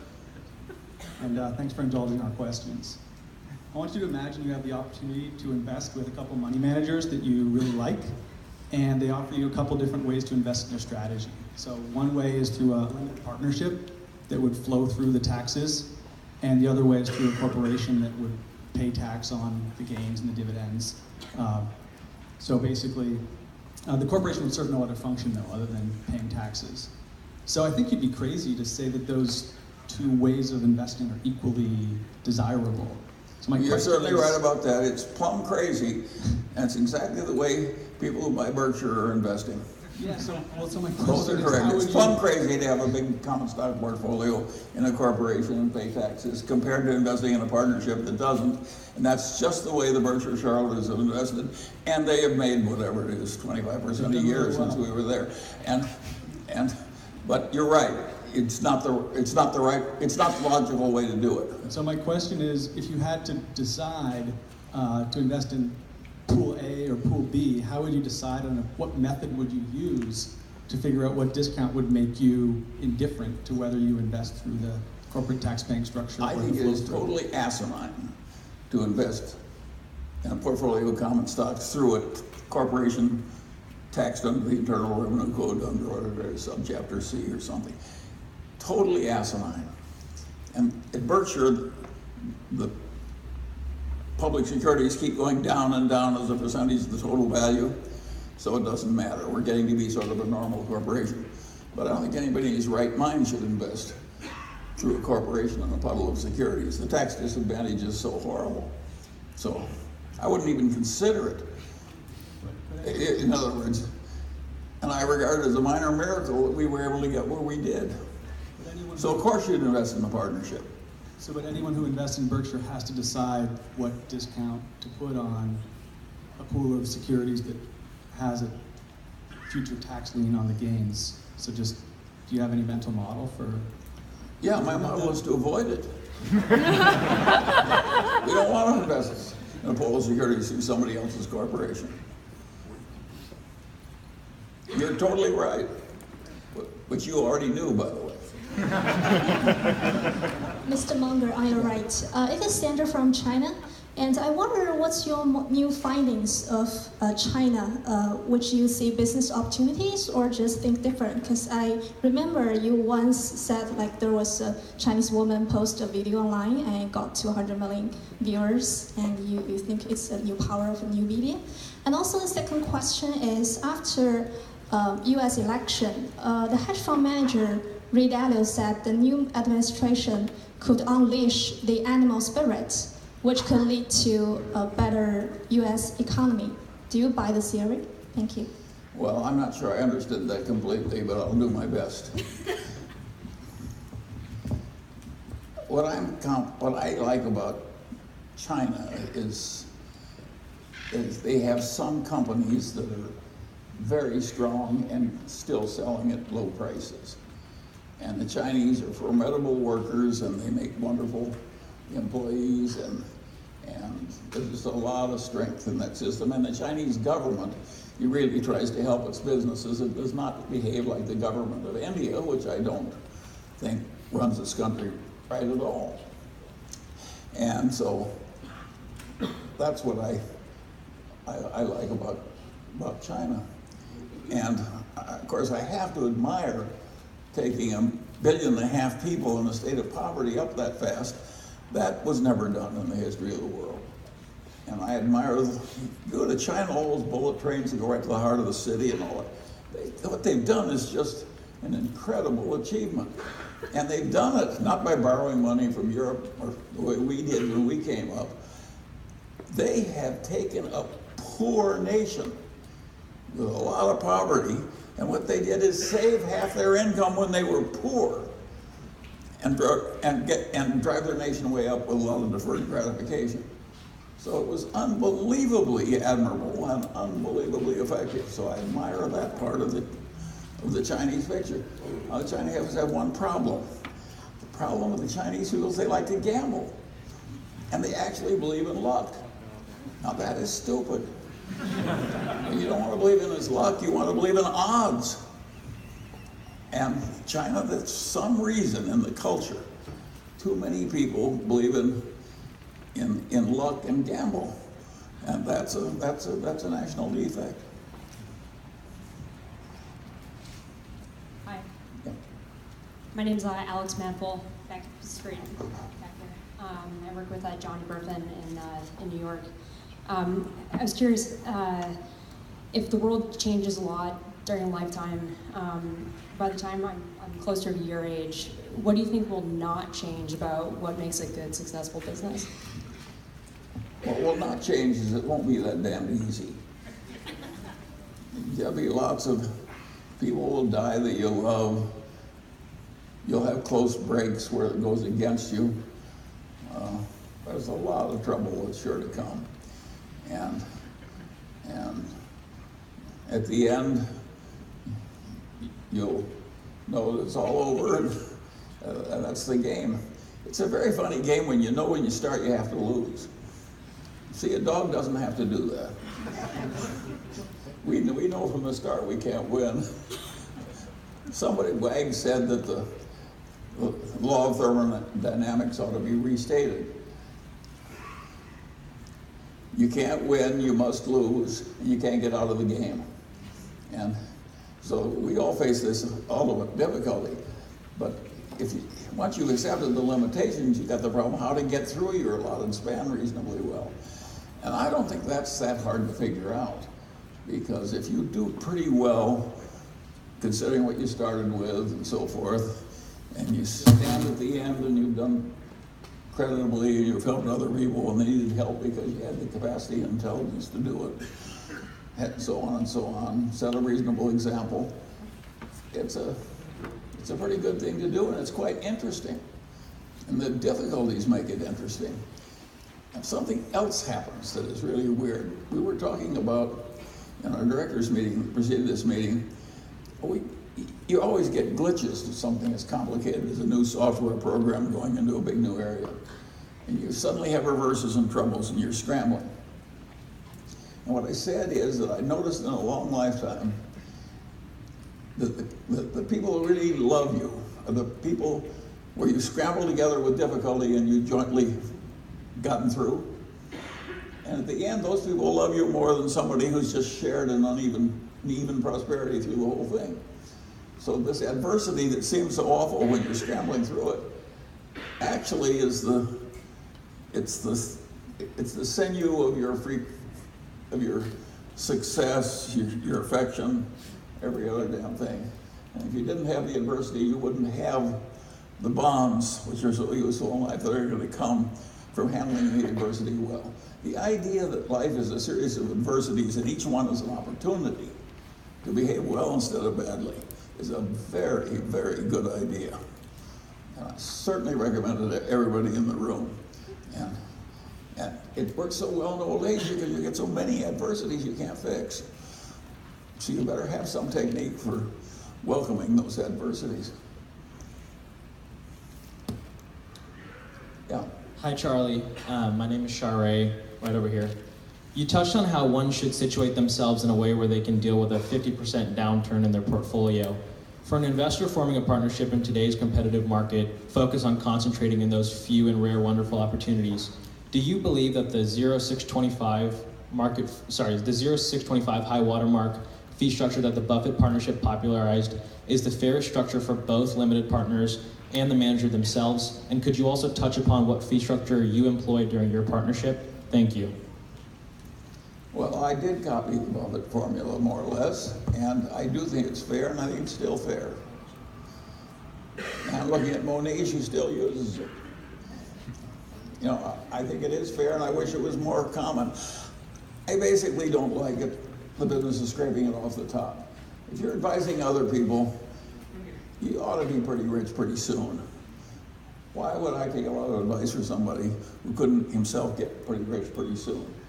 And if you're pretty rich, why shouldn't you put your money alongside your investors and go up and down with them? And if it is a bad stretch, why should you scrape money off the top when they're going down and not? So I like the Buffett system. And I think but it's like so many things I like, it's not spreading very much. My net influence in the world, even Warren's, has been pretty small. Imagine how much copying we have in our executive compensation methods. It's about 3 examples. Yes, I think it's a fine system. Hello. You spoke earlier about natural gas and the shipping of natural gas and that activity, but yeah, I wouldn't do any. If I were running the world as a benign despot, I wouldn't be shipping any natural gas out of the United States. So to tap into that, you've been active in 2 states that are big into agriculture, Nebraska and California, produce.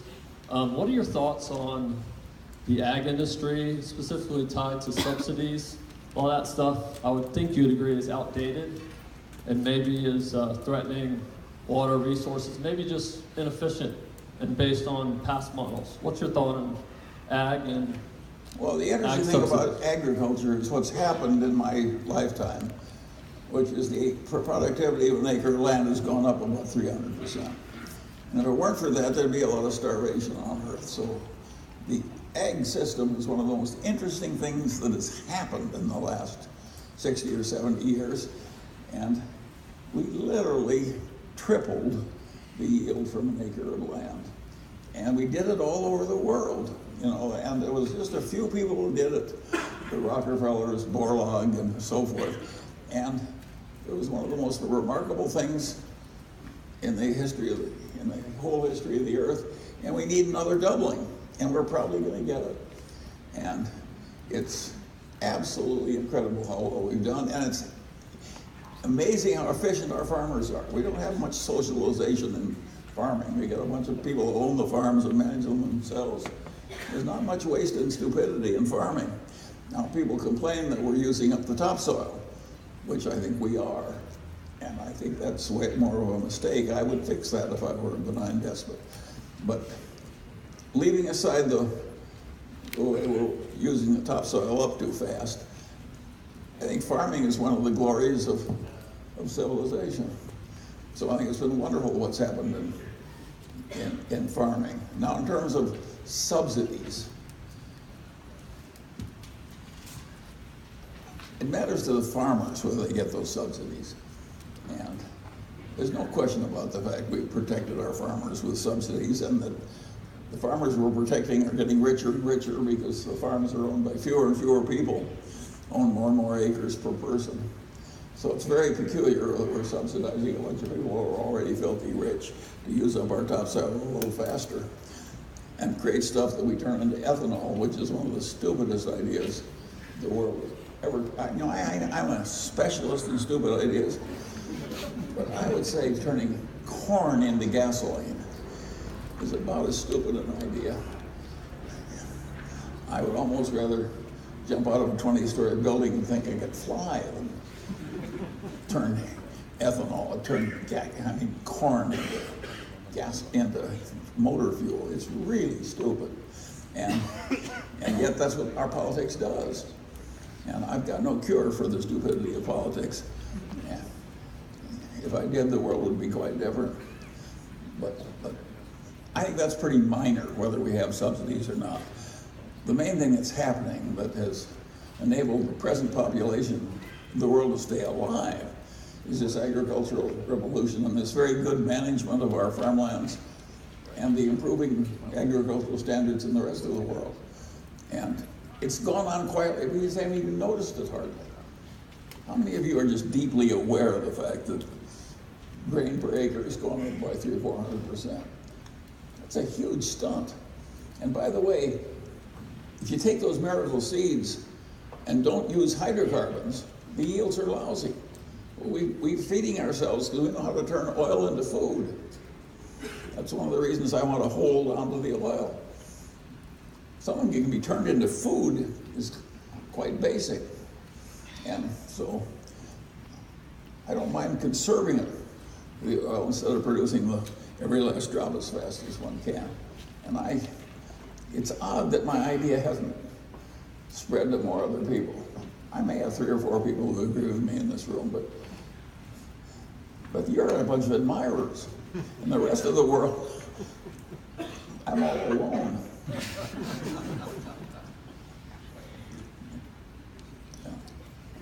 Hello, Charlie. Thank you for mentoring us. My question is this. You talked about emotions, you talked about discipline, and you talked about facing adversity. Can you flesh out more about the spiritual side of this? About what do you deal with? How do you deal with it to pass up adversity or deal with the struggles and ultimately life? Yeah. Well, just because you don't have a specific theology, and I don't, when I was a little kid and my grandfather sent me to Bible school and they told me there was a talking snake in the Garden of Eden. I was very young, but I didn't believe him. And I haven't changed. But that doesn't mean I am not spiritual. I just sort of, I don't need a talking snake to make me behave well. And I would say that the idea that came down to me, and partly through my family, was that rationality is a moral duty. If you're capable of being reasonable, it's a moral failure to be unreasonable when you have a capacity to be reasonable. I think that's a hair shirt that we should all take on, even if we're pretty stupid, because it's good to be less stupid. And so I think rationality is a moral duty, and that we all have a duty to get better. And of course, we also have to adjust to the other people we're going through our journey with. I think it would be crazy not to have a social safety net when you're rich and successful as we are. Now, I don't think it has to be as dumb as the one we have, but of course we need a solid social safety net. And that's a moral idea, so I'm all for morality, without the talking snakes. Yeah. Mr. Munger, we're going to take 2 or 3 more questions, and then we'll, I think Charlie will be here immediately after. And we have copies of 2 of Charlie's writings. I think we made 400 copies, and they will be available on the way out. And also you probably... By the way, I was cleaning out my office because we're moving, and I just found these damn things. My God, all those people are coming in from India and China.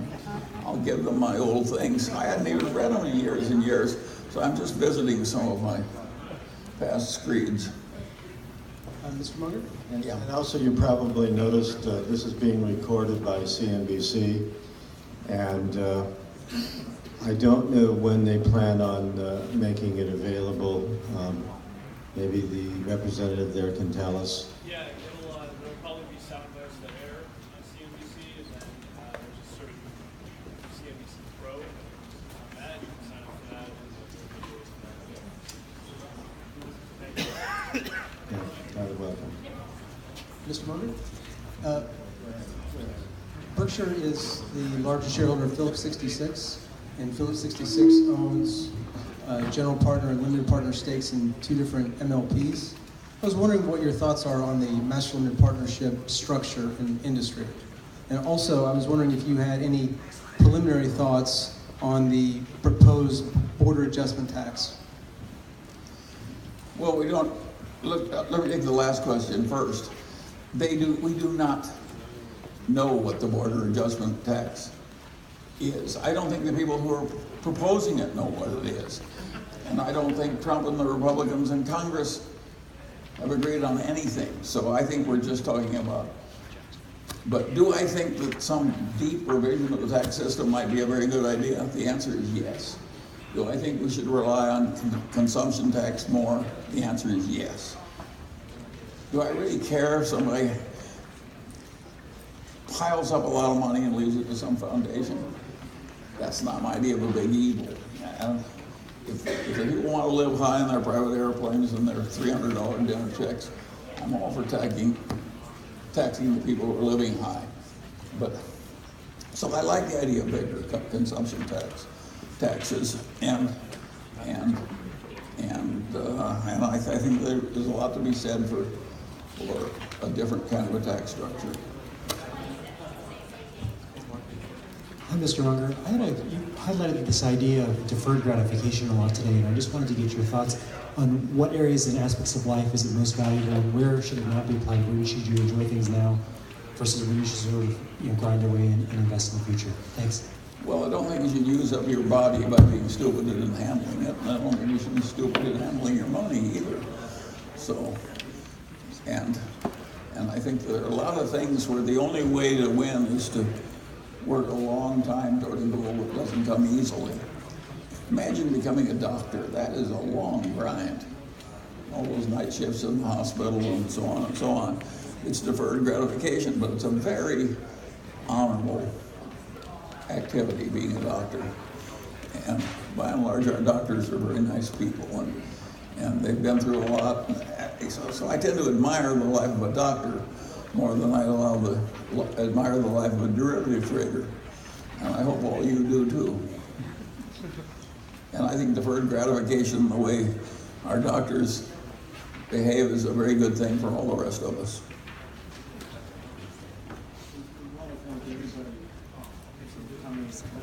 Hello, Mr. Munger, this is Simran here. Thanks for your generosity. I had a very general question about circle of competence and science of hitting. How do you know its limit? And does it get redrawn from time to time? You think you know something and then you don't? Does it always expand or does it contract? Well, of course, you know some things that aren't so. And of course, if you're dealing with a complex system, the rules of thumb that worked in the complex system in year 1 may not work in year 40. So in both cases, it's hard. The laws of physics you can count on, but the rules of thumb in a complex civilization changes as the civilization changes. And so you have to live with both kinds of uncertainty, and you have to work along with it. It's not a bad thing. It's interesting. We're all the same. Who would want to live in a state of sameness? You might as well be dead. I